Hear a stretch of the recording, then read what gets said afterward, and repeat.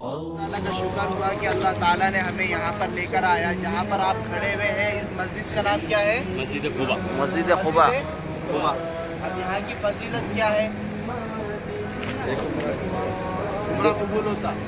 اگر کوئی نماز نہیں پڑھا تو یہاں پر عمرہ رہ گیا اس کا.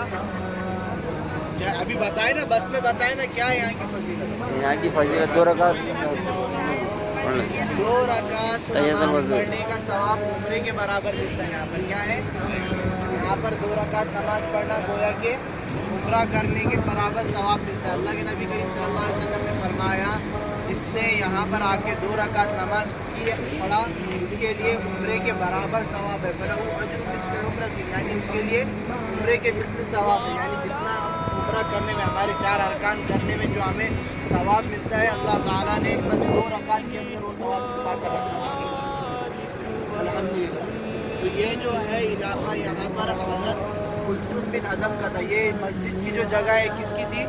حضرت کلثوم بن ادم, یہ صحابی رسول انصاری تھی. ان کی یہ جگہ تھی. اللہ کے نبی کریم صلی اللہ علیہ وسلم جب مکہ سے آئے تو سب سے پہلے یہاں پر قیام کیا تھا, قباء والے علاقے پر. اس علاقے پر پہلے یہ جو علاقہ تھا, پہلے زمانے میں مدینہ الگ شہر سمجھا جاتا تھا اور یہ قباء الگ شہر سمجھا جاتا تھا. جب یہاں پر اللہ کے نبی کریم صلی اللہ علیہ وسلم نے آ کر آرام کیا, یہاں پر اللہ کے نبی نے نماز پڑھی اور اس جگہ کو حضرت کلثوم بن ادم رضی اللہ تعالیٰ عنہ سے خرید کر تعمیر کیا. اب مسجد کے اس سائڈ میں پہلے کنواں ہوا کرتا تھا. کیا تھا پہلے؟ وہاں پر کنواں تھا. اسے کہتے بیر ختم. کیا کہتے اسے؟ بیر ختم. بیر ختم. ختم کہتے ہیں انگوٹی کو, مہر کو. پہلے ایسا ہوتا تھا کہ پہلے جب کوئی خط وغیرہ لکھ کر کسی بادشاہ کو بھیجنا ہوتا تھا, اس کے اوپر اپنے بادشاہ اپنا مہر لگاتا تھا نا. تو اللہ کے نبی کریم صلی اللہ علیہ وسلم کی جو مہر تھی انگوٹی کے اندر تھی, وہ اپنی انگوٹی کو پیپر کے اوپر دبا کر اس سے نشانی لگایا کرتے تھے.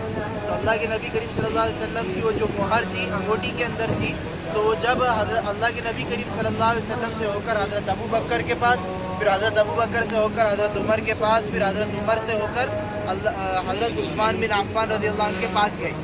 تو یہاں پر اللہ کے نبی کریم صلی اللہ علیہ وسلم کا یہ معمول ہوا کرتا تھا کہ جب اللہ کے نبی کریم صلی اللہ علیہ وسلم یہاں پر نماز پڑھنے کے لیے آتے تو اپنے دونوں پیروں کو کنویں کے اندر چھوڑتے اور بیٹھا کرتے تھے اس کے کنویں کے کنارے پر. اسی طرح حضرت ابو بکر نے بھی کیا, حضرت عمر نے بھی کیا اور حضرت عثمان نے بھی کیا. پھر اس کے بعد جب حضرت عثمان رضی اللہ تعالی عنہ جب وہاں پر بیٹھے اپنی انگوٹی سے کھیلنے لگے تو وہ انگوٹی جو ہے تو کنویں کے اندر گر گئی. اس کی وجہ سے اس کنویں کا نام کیا پڑ گیا؟ بیر ختم. تو وہاں پر انگوٹی گم ہو گئی اور اللہ کے نبی کریم صلی اللہ علیہ وسلم نے بشارت یہ دی تھی کہ یہ پیشن گوئی کی تھی کہ اللہ کے نبی کریم صلی اللہ علیہ وسلم نے جب تک یہ ختم نبوت, یہ مہر جو ہے اس امت میں باقی رہیں گی, امت کے اندر اتفاق رہے گا.